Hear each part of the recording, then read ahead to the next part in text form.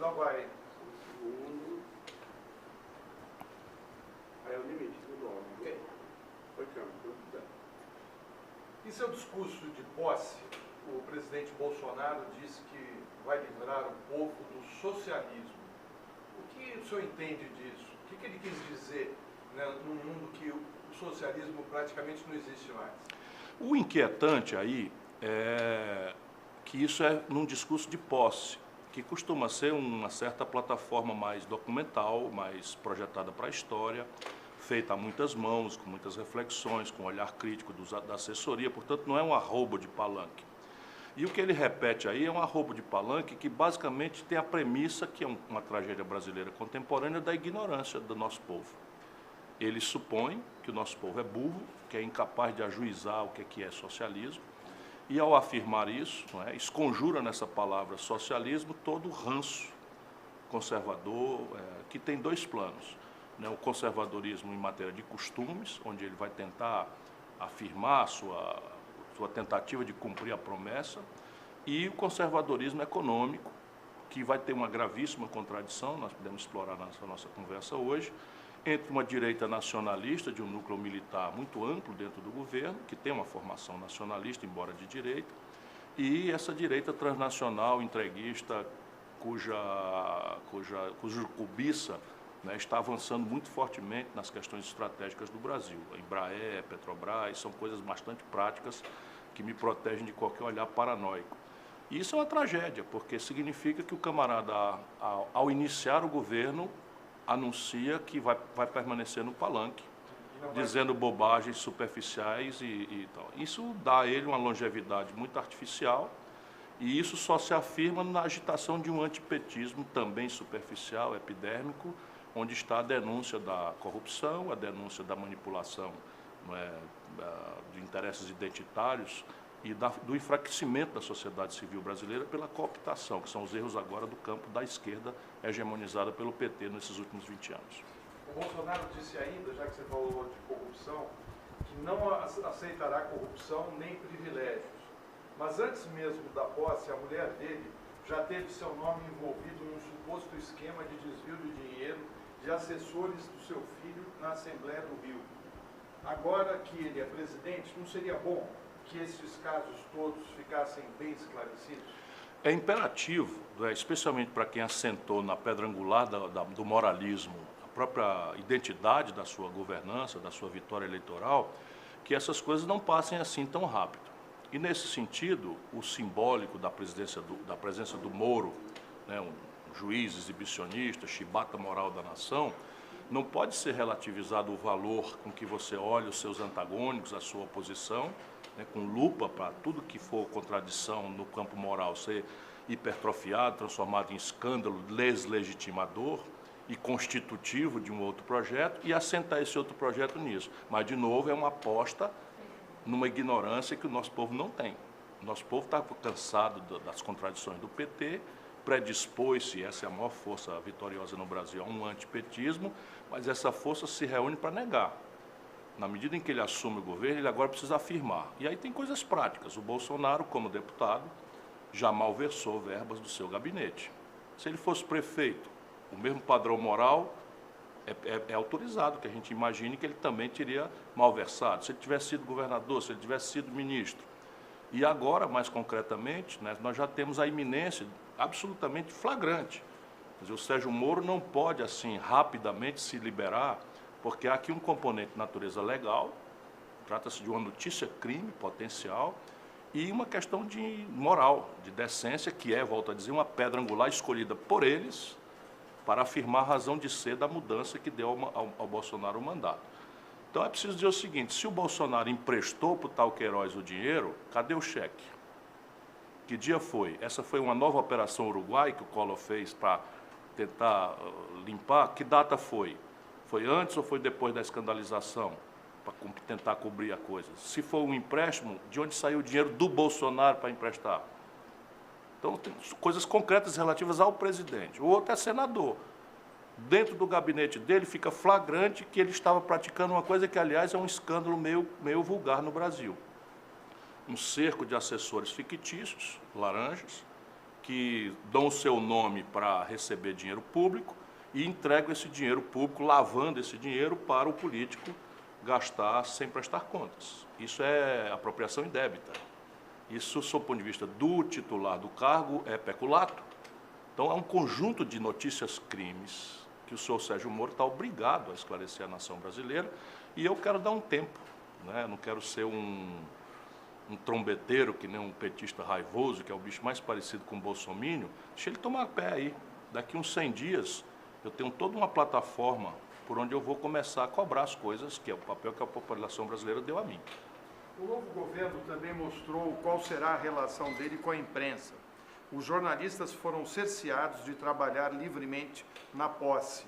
Hoje, Olavo de Carvalho, que é o guru da família Bolsonaro, sugeriu ao presidente expulsar os correspondentes da imprensa internacional do nosso país. O senhor acredita que isso possa acontecer? O que representa? Não creio, porque o poder do Bolsonaro está circunscrito à Constituição Federal Brasileira e ao conjunto de leis da nossa pátria. E esse é o nosso papel. Nosso papel não é ficar bancando birrento, sair da posse, fazer de conta que é tão radical que nem sequer vai dar rito formal da democracia, como a cúpula do PT acabou de fazer. E eu preciso dizer isso porque o que está em jogo é o futuro do país. E a nossa prática vai indicar que tipo de comportamento ou de compromisso democrático nós temos que ter. Então, o papel da oposição, onde nós somos postos pela maioria do povo brasileiro, é, basicamente, estimular o Bolsonaro ao jogo democrático, atraí-lo para o jogo democrático, estimulá-lo ao jogo democrático, de onde ele pode tirar algum êxito, não é? Se não, obrigá-lo ao respeito à institucionalidade, que é onde cai a questão que você me colocou. Eu não vejo a democracia brasileira, até o presente momento, ameaçada na sua centralidade institucional. A qualidade da democracia brasileira já está pervertida, porque quando você tem o chefe da nação, por ela eleito, por ampla maioria, sinalizando valores tão deploráveis, cá embaixo, não é? Está lá o filho da puta chutando um idoso, desculpa a expressão, chutando um idoso no meio da rua. Eu não vejo outra expressão para falar, porque nós precisamos desqualificar esse tipo de gente. Está o outro assassinando ou maltratando uma pessoa por orientação sexual diferente. Enfim, isso tudo já desqualifica um pouco os nossos costumes, as nossas práticas democráticas. Mas nosso papel é obrigar a institucionalidade democrática ao senhor Bolsonaro. Portanto, por exemplo, qualquer providência na direção de um disparate como esse já teria uma repulsa internacional importante, mas nós apresentaremos, através das nossas bancadas, um decreto legislativo destruindo essa ordem absurda, uma vez ela acontecendo. Apenas 46 delegações... Naturalmente, temos também que chamar o Supremo Tribunal Federal a sair da sua histórica e antológica omissão para ser também aquilo que lhe é a razão de ser, de existir, que é ser o guardião da Constituição. Tá certo. Apenas 46 delegações compareceram na posse de Bolsonaro, o menor número desde a redemocratização do país. Isso pode ser o sinal de problemas com o comércio exterior? Em 9 dias de transição, eu assisti aterrorizado, com a minha experiência, ao disparate, não é, ser praticamente o centro da retórica oficial nesse negócio intrincado, complexo, delicado, que tem ancestralidades históricas, tem limitações, tem constrangimentos, tem tradições, uma série de fatores muito complexos envolvidos, tudo reduzido à conversa mole desses filhos problema do senhor Jair Bolsonaro, o senhor presidente da República, ou dos seus auxiliares ou dele próprio. Então, tome lá. Há quem aproveita a transferência da Embaixada Brasileira de Tel Aviv para Jerusalém. Aonde está essa demanda? Em que o Brasil influencia na paz no Oriente Médio, que é um valor que a gente deve ajudar a perseguir? Em que ajuda? Mas imediatamente a Liga Árabe já sinalizou restrições, e são nossos maiores importadores, por exemplo, de carnes de caprinos e ovinos. Eu ouvi o disparate, não é, de um constrangimento com a China. E a China imediatamente também já publicou no jornal oficioso do partido uma resposta algo superior ao que eu imaginei que fosse a delicadeza dessa relação. Nós fizemos a bobagem de isolar a Venezuela, e agora estamos assistindo a Rússia e a China, a Rússia já com operações militares, o que viola tradições que o Brasil não devia tolerar de potências estrangeiras, fazendo manobras, inclusive com cargueiros, com bombardeiros capazes de transportar armas nucleares que nunca frequentaram o território sul-americano. Então, são disparates. Agora eu vi o filho dele, que é, para mim, um idiota completo, né, mais arrogante, dando palavras assim, admitindo que o Brasil vai se intrometer na questão do Irã, quando nós somos os autores, os brasileiros, da fórmula imaginosa com que nós conseguimos que o Irã evoluísse na questão do desarmamento nuclear, que instabiliza o já fragílimo equilíbrio naquela região do Oriente Próximo e do Oriente Médio. Ou seja, muitos potenciais problemas estão derivando daí. A negação do Mercosul foi outra. Olha, esses imbecis não sabem que o Mercosul é o quarto destino comercial do Brasil. Assim como a Venezuela, em momentos razoáveis de estabilidade, dava um superávit bilateral para o Brasil de algo ao redor de 5 bilhões de dólares. Então, assim, por onde você olha, o disparate derivado do despreparo e da interdição ideológica orientando coisas graves, com uma equipe que, enfim, para dizer o mínimo, deplorável, fraca, ruim, destreinada. São preocupantes as coisas do Brasil. Você acha que Bolsonaro conseguirá aprovar as reformas no Congresso? Acredita que o governo conseguirá construir um pacto de governabilidade junto ao Legislativo? Ele tem essa força, porque essa energia do começo, né, essa coincidência da sazonalidade, da mudança de ano com a mudança de governo, predispõe a sociedade brasileira, e eu tenho sintonia com o coração do povo, a ajudar. As pessoas são meio despolitizadas, elas não compreendem bem, voltam muito na superfície, no caso do Bolsonaro mais gravemente ainda, mas ficam meio que predispostas a aceitar as iniciativas do governo. É evidente que, na prática, quando se trata de interesses tão graves, concretos, centrais da vida do conjunto da sociedade como a nossa, como é a agenda brasileira, esse filtro do parlamento tem uma relevância muito grande, embora seja muito vulnerável também a esse expediente da rua que diz assim, ajuda o homem. O homem foi eleito, ajuda ele, não atrapalha. E nós temos que ter essa sensibilidade, não em respeito ao Bolsonaro, que já merece só porque é o presidente, mas em respeito aos 50 e tantos milhões de eleitores brasileiros que, acertadamente ou equivocadamente, deram a ele a maioria. Essa é a razão, isso é que nós precisamos entender, nós precisamos homenagear o povo, para que esse povo volte a acreditar na democracia, volte a acreditar numa proposta mais consequente, mais progressista, e não aceite esses reducionismos ridículos que vão levar a nossa sociedade a momentos ainda mais graves. Isto dito, eu diria para você que eu não sei e acho muito improvável. Nós estamos falando hoje, no dia 2 de janeiro. Eu, Ciro Gomes, que sou funcionalmente obrigado a acompanhar as coisas, não conheço uma única proposta do governo.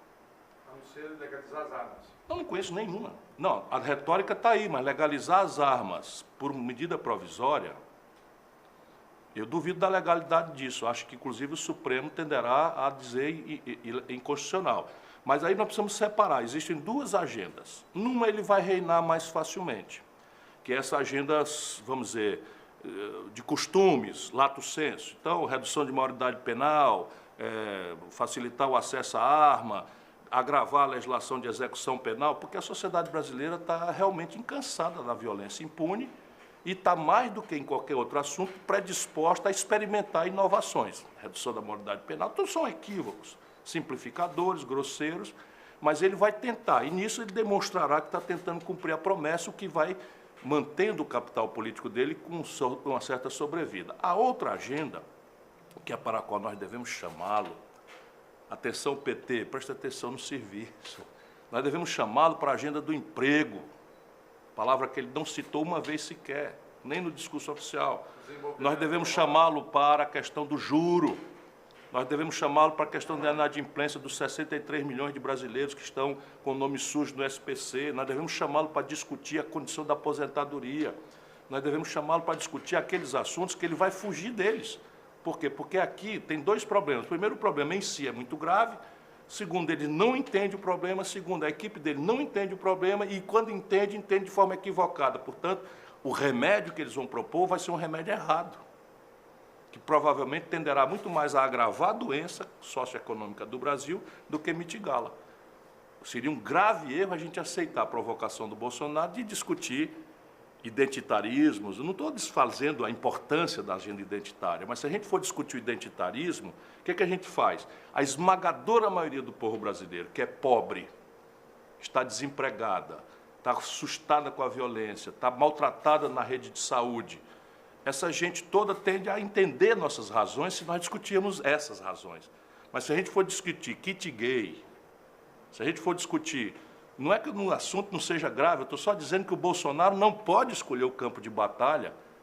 Por quê? Porque a nossa sociedade, sendo pobre, se identifica conosco na velha luta de classe. Mas ela é uma sociedade que tem uma moral conservadora, crescentemente evangélica, neopentecostal, católica, cristã, para cujos esses temas eles se dissociam de nós e trabalham contra seus próprios interesses.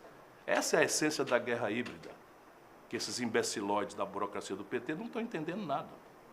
O senhor, como terceiro colocado na eleição, se coloca como uma liderança na oposição. O senhor acha que é possível uma frente de oposição com o PT ou o senhor acha que é impossível? Acho. Nosso inimigo não é o PT. Agora nós precisamos também, não nos comprometer. Estou falando do ponto de vista histórico, não é Ciro Gomes, não é a minha liderança que é irrelevante. Nós precisamos dar ao jovem brasileiro uma plataforma em que ele não precise de um salvador da pátria, que ele não precise de um guru, que ele não precise de um líder carismático que, preso de dentro da cadeia, fica mandando recado como é que vai fazer. Isso é o fundo do poço do pensamento progressista. Não quer dizer que a gente abandone o Lula, ou que eles abandonem o Lula. Estou só dizendo que, enquanto a agenda do país for obrigar o povo brasileiro a pensar que a nossa questão central, em meio a desemprego, a violência, a deseducação, a saúde pública precária, enfim, a inadimplência, a humilhação do SPC, tudo isso, nós vamos encimar isso com a agenda identitarista ou o Viva Lula, ou Salve Lula, ou posse simbólica do Lula, nós estamos fazendo exatamente o que o Bolsonaro quer que a gente faça, porque foi assim que ele reinou. Ele não ganharia no Brasil, em nenhuma hipótese do Brasil que eu conheço, se não fosse o antipetismo que o petismo cevou. Por quê? O Palocci, espera um pouquinho, o Palocci é réu confesso. E o Palocci não é um petista periférico, o Palocci foi o homem a quem o Lula outorgou, atribuiu, escolheu para comandar a economia do Brasil por 8 anos. E a Dilma escolheu para comandar o governo, ainda foi promovido. O Levi foi escolhido pela Dilma, o Michel Temer foi escolhido pelo Lula. Se a gente ficar alisando essas coisas, porque é pela dor que a gente tem do Lula estar onde está, nós não vamos pensar realmente na questão nacional brasileira. Esse é o problema. Isso dito, o que vai ditar o caminho é a prática. Então, repare, ontem foi o dia da posse. O que é a posse? A posse é o ato formal que homologa pelo rito democrático, burguês, formal, que aquele que colheu a maioria dos votos vai, a partir daquele momento que ele assina e faz o juramento, governar o país. Cabendo àqueles outras forças que não tiveram este privilégio de ter a maioria dos votos, fazer a oposição, vigiar, cobrar, etc, etc. O que é que faz a burocracia do PT? Se retira. Ora, quando o Aécio nega reconhecer o sucesso eleitoral da Dilma, começa a plataforma do golpe. E o PT soube denunciar isso. Como é que se explica para o povo brasileiro que um adversário nosso, por mais deplorável que seja, e o PT ficou calado durante o primeiro turno inteiro porque escolheu o Bolsonaro de adversário. O PT só tinha palavra azeda para mim. E eu agredi, ataquei, fui para cima do Bolsonaro com toda a dureza, que inclusive me é peculiar. O eleitor deve se perguntar também o seguinte: o senhor fez parte dos governos Lula, Dilma, o seu irmão também. Por que só agora o senhor descobriu todos esses problemas? Por que só agora o senhor está dizendo isso? Não, eu fiz parte do governo Lula no primeiro governo, certo? E a gente no Brasil é obrigado a ser pelo que é e pelo que nega. Então eu fui candidato a presidente da República em 98, o Lula candidato. E eu já estava ali com uma posição parceira, vizinha, mais diferente da do PT, ainda não experimentado no governo. Depois eu fui candidato em 2002.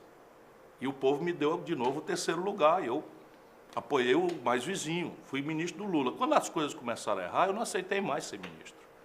Essa é a minha história. Pelo contrário, o meu irmão aceitou e eu votei na Dilma.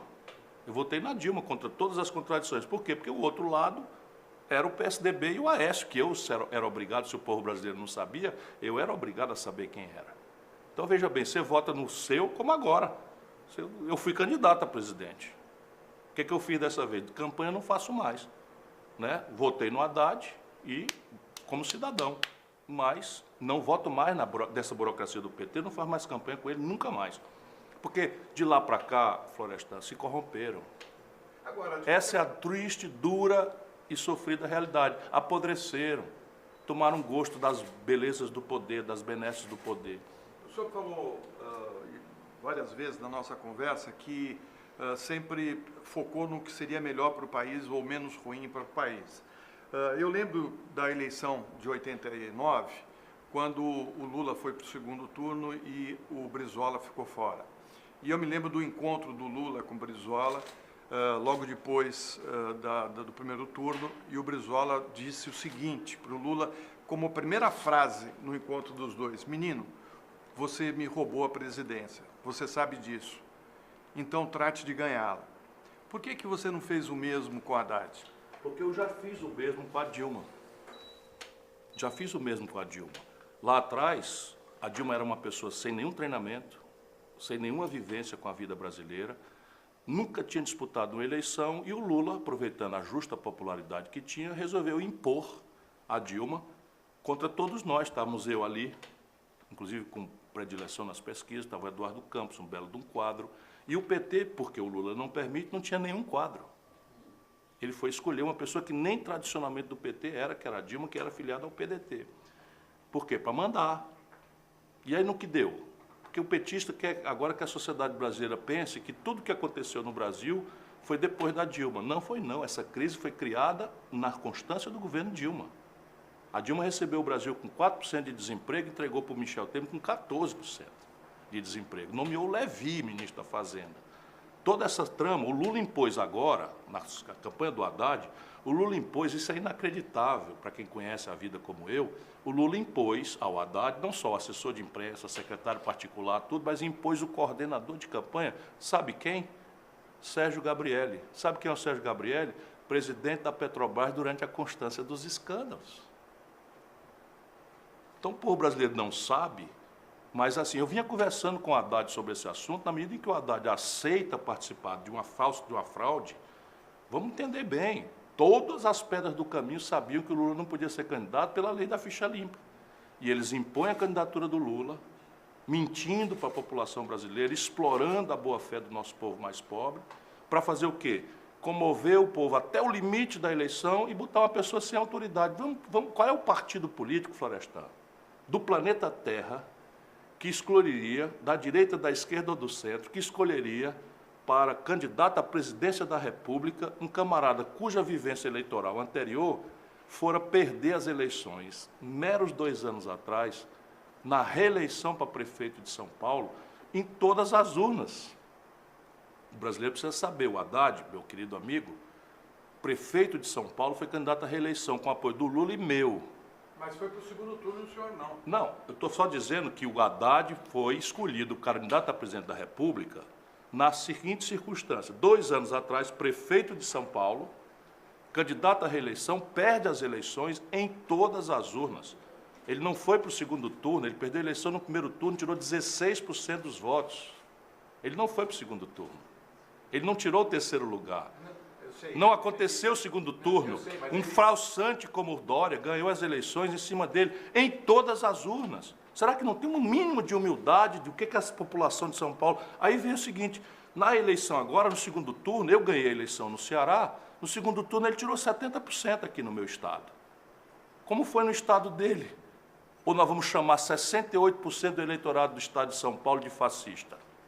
Assuma o PT, eu não aceito isso. Pois esse é o resultado das eleições de segundo turno em São Paulo. A terra do Haddad, ele tirou 32% dos votos válidos e o Bolsonaro tirou 68%.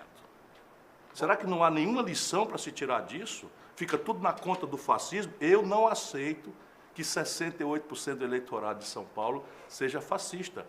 O Bolsonaro ganhou no Rio de Janeiro com 70%. O Bolsonaro ganhou em Minas Gerais com 70%. Será que não há um mínimo de humildade para a gente entender? Estados que votaram no Lula com grande generosidade em todas as eleições. A Dilma ganhou em Minas contra o Aécio. A Dilma ganhou no Rio de Janeiro. Fala que é Nordeste, estou falando, no Sul era 80%, 70%, 75%. Não há nenhuma lição para o PT aprender. Será possível que nós vamos agora considerar que o povo brasileiro, da proporção de 65% a 68%, é tudo fascista? Isso não cabe na cabeça de ninguém, que o PT assuma essa contradição, eu não. O senhor acha que hoje o ex-presidente Lula é um preso político ou um preso comum? Ele é um preso comum. Vai dizer que eu digo isso com prazer? Não, não digo com prazer, porque tem uma contradição na origem. Se o Lula é um preso político, ele não tinha que recorrer aos tribunais. O Lula é condenado, não é pelo Sérgio Moro, contra quem eu sempre levantei a minha crítica. O Lula é condenado por unanimidade do Tribunal Regional Federal, sediado em Porto Alegre. O Lula tentou 10 recursos, 15 recursos nos tribunais superiores, STJ, STF. Portanto, por definição, eu que não exploro, né, essa lógica de ignorância, eu aposto na inteligência do povo. Por definição, o Lula é um preso comum.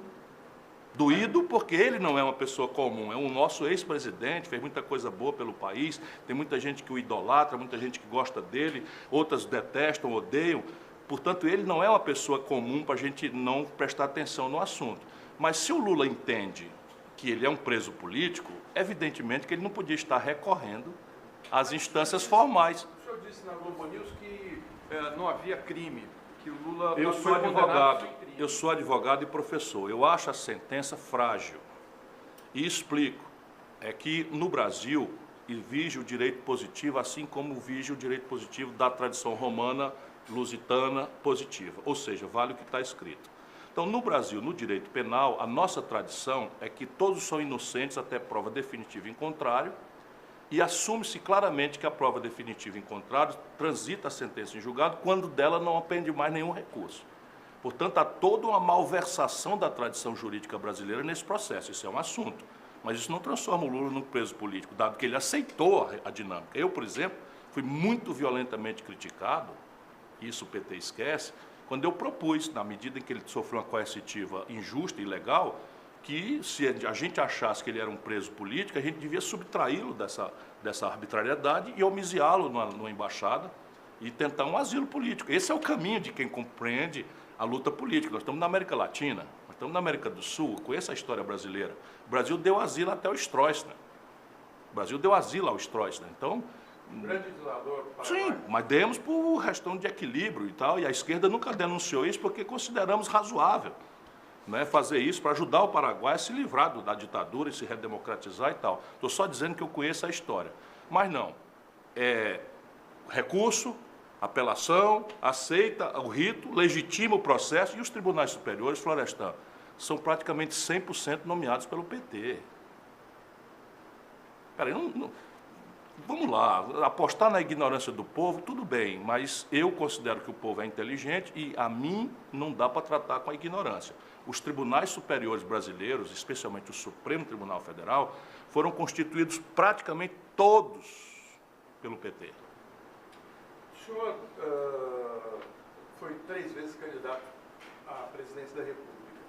Qual o futuro que o senhor deslumbra politicamente? O senhor pretende ser candidato de novo? O senhor pretende outros caminhos? A minha missão hoje é ajudar, especialmente o jovem brasileiro, a entender o nosso país e a formular um caminho.